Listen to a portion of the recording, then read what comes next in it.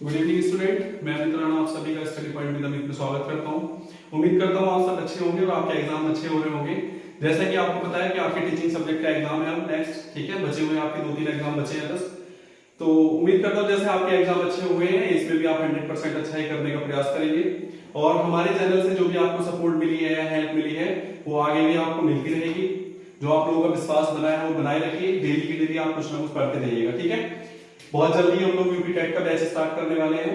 अक्टूबर में हम 15 अक्टूबर से लगभग बैच स्टार्ट करने का प्लान करते हैं। जो भी लोग बैच में ज्वाइन करना चाहते हैं वो प्लीज संपर्क कर लें मुझसे, मेरा व्हाट्सएप नंबर है आप लोगों के पास, ठीक है। देखिए आज का जो हमारा टॉपिक है वो है टीचिंग ऑफ फिजिकल साइंस, ठीक है। एसएसटी की बनाई है हमने और फिजिकल साइंस की, क्योंकि हमारे ज्यादातर बच्चों के पास यही दो सब्जेक्ट हैं, ठीक है। देखिए होता क्या है, ये फिजिकल साइंस में आप विज्ञान की बात करते हैं, विज्ञान सब्जेक्ट, ठीक है। विज्ञान ही सब कुछ है हमारे लाइफ में, विज्ञान का ही सब आज के टाइम में टेक्नोलॉजी जो चल रही है वो सब साइंस से ही है, ठीक है। तो इसी को देखते हुए अब देखिए इसमें आपके पाठ्यक्रम में क्या दिया हुआ है, विज्ञान की प्रकृति, ठीक है। विज्ञान की प्रकृति, परिभाषा, ठीक है। ये सब आप पढ़ लीजिए आराम से, परिभाषा, ठीक है। यहां से क्वेश्चन आपके आने के चांस होंगे। सबसे पहला क्वेश्चन यही आता है आपका, ठीक है। उसके बाद क्या है, आधुनिक समाज पर, आधुनिक समाज पर मतलब आज के समय में आधुनिक समाज पर जो आज के समय चल रहा है वो भौतिक विज्ञान का क्या प्रभाव पड़ा है उस पर ना। आधुनिक समाज पर भौतिक विज्ञान या विज्ञान का प्रभाव, ठीक है। क्या प्रभाव है आज के समय में, साइंस की आप समझ ही रहे हो कितनी वैल्यू है, ठीक है। तो ये सब आप अच्छे से देख लीजिएगा। और फिर इसके बाद हमारे कुछ साइंटिस्ट के नाम दिए हुए हैं। तो एक है सीवी रमन, ठीक है। एक है सीवी रमन, इसको आप अच्छे से कर लीजिएगा। एक है डाल्टन। मेरे हिसाब से इन दो के चांस है आने की, बाकी देख आप सबको लीजिएगा, इनको जरा ध्यान से देख लीजिएगा, क्योंकि पिछली बार जब 2019 में या वो पहले आपका एग्जाम हुआ है तो उसमें एपीजे अब्दुल कलाम वगैरह पूछे गए, ठीक है। एक वो देख लीजिएगा आइंस्टीन, आइंस्टीन के भी आने के चांस है, ठीक है। तो ये आप अच्छे से तैयार कर लीजिएगा, ठीक। फिर इसके बाद क्या है, इसके बाद है हमारा जो भौतिक विज्ञान का शिक्षण है हमारा, उसके लाभ या उद्देश्य, मतलब लाभ या उद्देश्य, ठीक है। लाभ या उद्देश्य, फिजिकल साइंस के लाभ और उद्देश्य पढ़ लीजिएगा। फिर है हमारा पाठ्यक्रम निर्माण, पाठ्यक्रम निर्माण, ठीक है। पाठ्यक्रम निर्माण में क्या है, देखिए चक्रीय दृष्टिकोण प्रकरण, मतलब सबसे पहले प्रकरण। चक्रीय दृष्टिकोण का मतलब चारों तरफ, चक्रीय का आप समझ रहे होंगे चक्र, ये वाला यहां से चल के यहां तक चलता है, ठीक है। चक्रीय दृष्टिकोण मतलब चारों तरफ का ध्यान रखते हुए आपको प्रकरण तैयार करना है, विषय वस्तु तैयार करनी है। प्रकरण को क्या कहते हैं, वही तो कहते हैं विषय वस्तु, ठीक है। तो क्या करना है, प्रकरण तैयार करना है। जब हम पाठ्यक्रम का निर्माण करेंगे तो चक्रीय दृष्टिकोण होता है, चारों तरफ सबका ध्यान रखते हुए ऐसा पाठ्यक्रम का निर्माण करना है, ठीक है। फिर है हमारा क्या, चक्रीय दृष्टिकोण प्रकरण हो गया।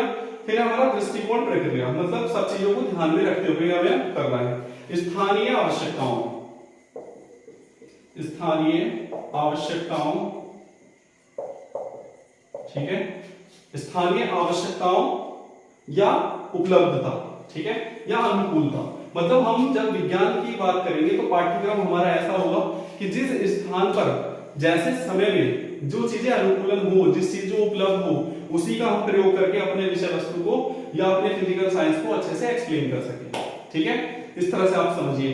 जैसे आपके टॉपिक एक आ जाए सरसों का फूल, वो आप समझाते हैं साइंस में, ठीक है। अब सरसों का फूल हर समय तो नहीं हो सकता, या फिर कुछ स्थान ऐसे हैं जहां पर उपलब्ध ही ना हो, तो हम कैसे समझाएंगे उस चीज को। तो वो पाठ्यक्रम इस तरह से होना चाहिए कि हमारी सब चीजें जो है वो ज्यादातर वहां यूज हो रही हो या उपलब्ध हो रही हो या वहां उस ज्ञान की आवश्यकता हो, ठीक है। इस तरह से समझाएंगे। चलिए आगे देखिए, इस टॉपिक में भी देखिए फिजिकल साइंस में मैं आपको बता दूं बीएड सेकेंड ईयर में आपका लेसन प्लान आया था, ठीक है। उम्मीद करता हूं यहां भी 80% चांस है, ठीक है। 80% चांस है कि आपका लेसन प्लान आएगा ही आएगा, ठीक है। चाहे वो भौतिक विज्ञान पे आ जाए या रसायन विज्ञान पे आ जाए, जो भी है कोई दिक्कत नहीं। आप जैसे फिजिकल साइंस के आपने बनाए हैं उसी में से आपको बनाना है, उसी पैटर्न पे उसी मेथड में आप बनाइएगा, ठीक है, बस कोशिश कीजिएगा जल्दी से बनाने की, क्योंकि समय ज्यादा लग जाता है लेसन प्लान में। ठीक है, उसका आप पूरे लेसन प्लान लिखने का तरीका भी बता देता हूँ कैसे होता है।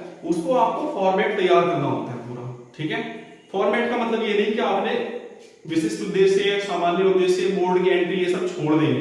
ठीक है, सीधे प्रस्तावना कौशल से स्टार्ट करेंगे, नहीं, आपका नंबर कट जाएंगे वहां।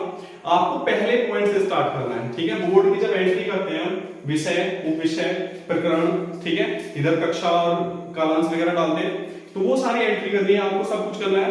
उसके बाद उद्देश्य करने होते हैं। ठीक है, सामान्य उद्देश्य, विशिष्ट उद्देश्य। उसके बाद जो आपकी सहायक सामग्रियां होती हैं वो लिखना है, प्रस्तावना प्रश्न लिखने हैं, उद्देश्य लिखने, मतलब जो आपके टीचिंग के स्टेप है। ठीक है, टीचिंग ऑफ जो स्टेप है वो आप बिल्कुल भी नहीं भूलेंगे, उसी सिस्टम से, उसी क्रम से आप करेंगे। ठीक है, अच्छा, दूसरा क्वेश्चन आएगा कि सर चार्ट पेपर हम कैसे लगाएंगे, मतलब जो ब्लैक बोर्ड पे हम ब्लैक कलर का चार्ट यूज करते हैं तो कैसे करेंगे। तो उसको क्या करेंगे, आप कच्ची पेंसिल ले जाइएगा, पहले आप पेन से लिखिएगा, जो भी आप बोर्ड वर्क होगा, श्यामपट्ट कार्य होगा, आप पहले पेन के ऊपर पेंसिल से ड्राइंगे थोड़ा सा, ताकि वो दिख जाए आपको कि श्यामपट्ट कार्य है। ठीक है, समझ गए। चलिए, तो 80% आपका ये आने के चांस है। इसके बाद देखिए यहां भी क्या है, शिक्षण विधियां। शिक्षण विधियां मैंने आपको सब पढ़ाई हुई है। देखिए यहां कौन कौन सी विधि है, व्याख्यान विधि, ठीक है, फिर है आपकी समस्या समाधान विधि,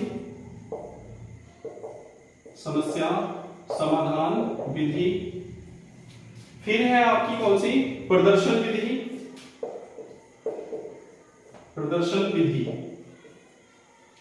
ठीक है, प्रदर्शन विधि। उसके बाद है व्याख्या प्रदर्शन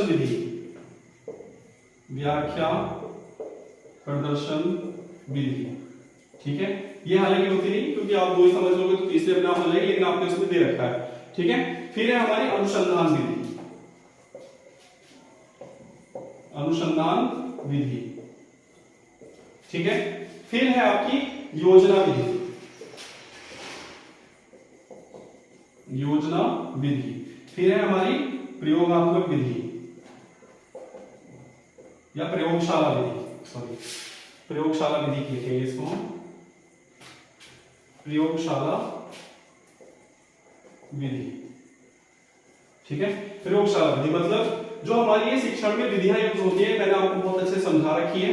ठीक है, देखिए फिर भी यहाँ क्या होता है, व्याख्यान विधि आपको सबको पता है। व्याख्यान विधि क्या होती है, जो हम लेक्चर मेथड से शिक्षण कार्य कर रहे होते हैं वो व्याख्यान विधि होती है। मतलब कोई शिक्षक छात्रों को जब कोई चीज, कोई विषय वस्तु या कोई प्रकरण को बोलकर समझा रहा हो, ठीक है, व्याख्या कर रहा हो, उसकी उस टॉपिक को समझाने के लिए बहुत सारी चीजों के एग्जाम्पल दे रहा हो, जोड़ रहा हो, तो वो व्याख्यान मेथड यूज होता है। ठीक है, एक्सप्लेनेशन मेथड।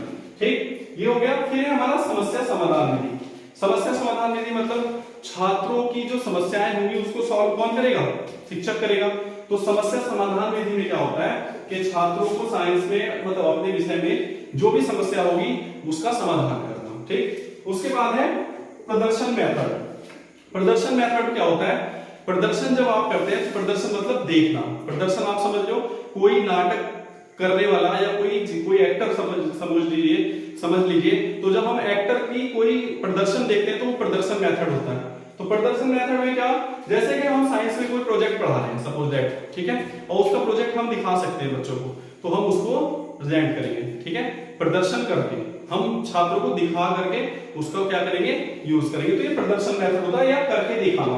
हम खुद से जब प्रैक्टिकल करते हैं, कुछ करके दिखाएंगे, तो वो भी प्रदर्शन में ही आता है। फिर हमारा व्याख्या प्रदर्शन, मतलब जब इन दोनों को मिला देंगे तो ये हो जाएगा। अनुसंधान क्या है, अनुसंधान होता है रिसर्च। ठीक है, अनुसंधान विधि क्या होती है कि हम जब बालक को घर पर या होमवर्क के लिए कोई टॉपिक ऐसा देते हैं जिसको वो खुद से स्वयं से सर्च करता है, खोजता है उसके आंसर को, और कल को लिखकर लेके आता है, तो ये अनुसंधान होता है। मतलब छात्र को समस्या तो मिल जाती है, लेकिन उसका समाधान नहीं मिलता, वो समाधान कौन करता है, खुद से करता है, तो वो अनुसंधान होता है। फिर क्या है, योजना विधि मतलब प्लान के अनुसार। सपोज दैट हमें प्रैक्टिकल करना है, ठीक है, भौतिक विज्ञान में या केमिस्ट्री में हमें प्रैक्टिकल करना है, तो हम उसकी क्या करते हैं, प्लानिंग कर लेते हैं। पहले लिख करके आप पहले प्रैक्टिकल को लिखते हैं, उसके बाद जाकर प्रयोगशाला में जाएंगे। ठीक है, जो इसके बाद नेक्स्ट विधि है, प्रयोगशाला में जाएंगे, उस जो हमने प्लानिंग की है, ठीक है, उस प्लानिंग के अनुसार जब हम परीक्षण करेंगे तो प्रयोग हमारे क्या होंगे, सफल होंगे। ठीक है, तो ये हमारा विधियां है, इसको समझ लीजिएगा आप।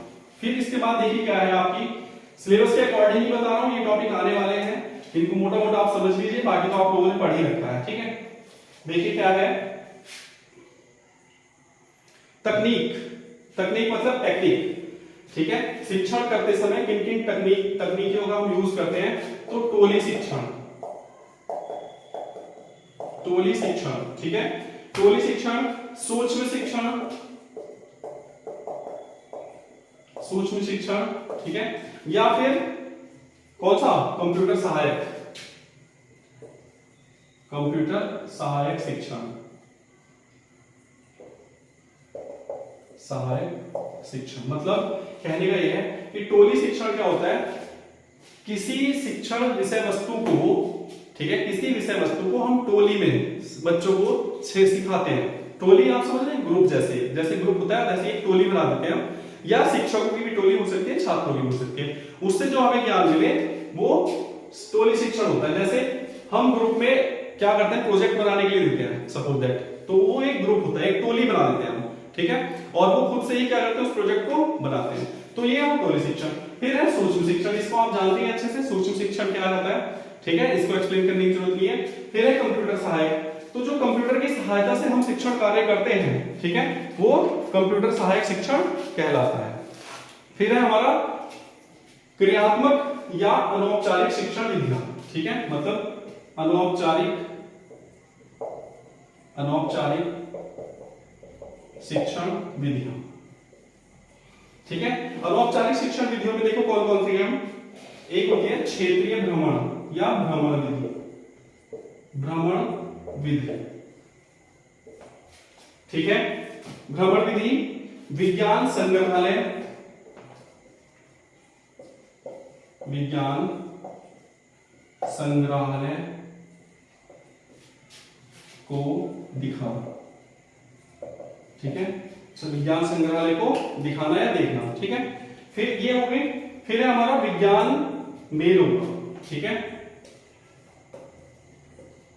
विज्ञान मेला, मेलों के द्वारा। ठीक है, तो औपचारिक और अनौपचारिक समझते हैं आप, औपचारिक में लिमिट होती है, अनौपचारिक में अनलिमिटेड होती है। तो ये क्षेत्रीय भ्रमण, विज्ञान संग्रहालय, विज्ञान मेलों, इनमें कोई लिमिट होती है क्या, कोई बाउंडेशन होती है, कोई मतलब एक नियम कानून होते हैं, नहीं होते ज्यादातर। क्या होता है, भ्रमण करना। भ्रमण करना मैंने बताया है कि टूर, जैसे हम टूर लेके जाते हैं वैसे ही हमारा भ्रमण करना। जैसे हमारे कृषि अनुसंधान या किसी भी अनुसंधान या किसी फैक्ट्री या किसी कहीं भी केमिकल फैक्ट्री लेके हम छात्रों को भ्रमण कराने जाए।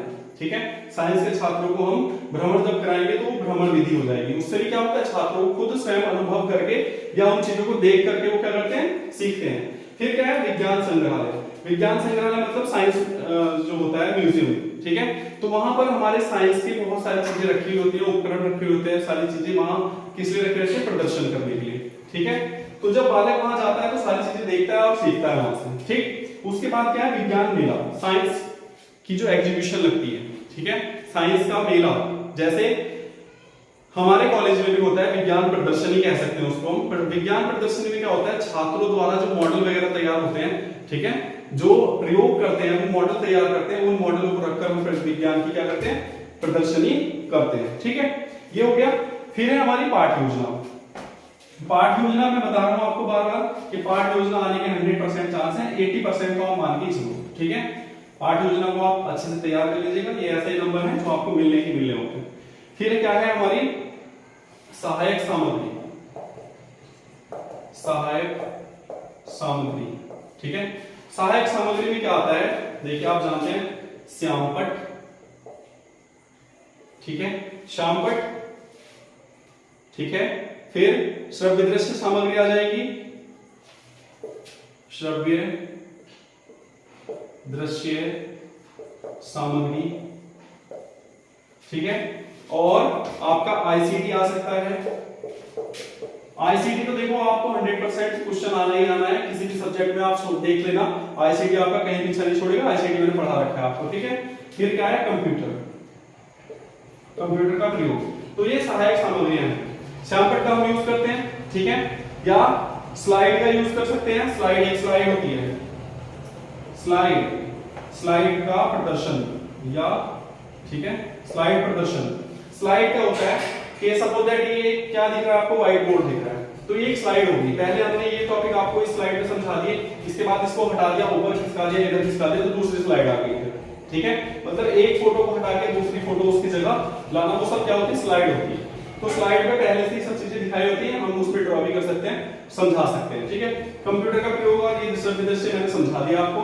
श्रव्य दृश्य क्या होती है, जिनको हम सुन सकते हैं, देख सकते हैं, और दृश्य क्या होते हैं, जिनको हम देख सकते हैं। जैसे आप चार्ट का यूज करेंगे तो क्या होगा, दृश्य होगा। ठीक है, स्पीकर का यूज करेंगे तो श्रव्य होगा।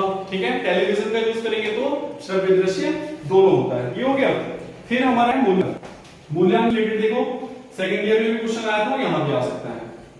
मूल्यांकन क्या होता है, मैंने आपको समझाया था ये। मूल्यांकन क्या होता है कि जो भी हम क्रिया प्रक्रिया या जो भी काम करते हैं, उस काम को करने के बाद उसका जब हम रिजल्ट देते हैं, मतलब रिजल्ट लेना मतलब कि सामने वाले को जिसको हम समझा रहे होते चीजें, उसको कितना किस लिमिट में कितनी हद तक समझ में आया, उसको चेक करने के लिए क्या करते हैं, हम मूल्यांकन करते हैं। ठीक है, ये आवश्यकता होगी इसकी।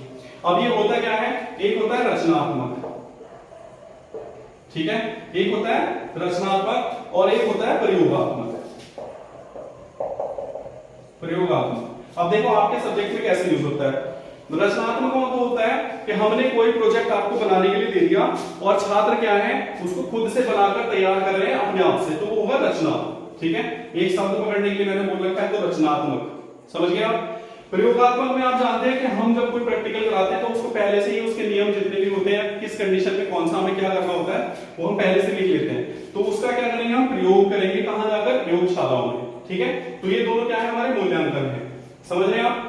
पहले हम चीजों को सिखा देते हैं, फिर उनसे कराते हैं। इन्हीं को परीक्षण भी कह सकते हैं।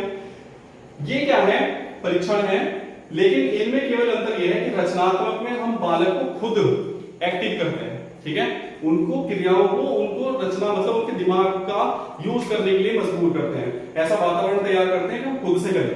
और यहाँ हम पहले से ही सीखी सिखाई चीजों को प्रयोग कराते हैं। समझ गए, ये हो गया। फिर है हमारा उपचारात्मक और नैदानिक।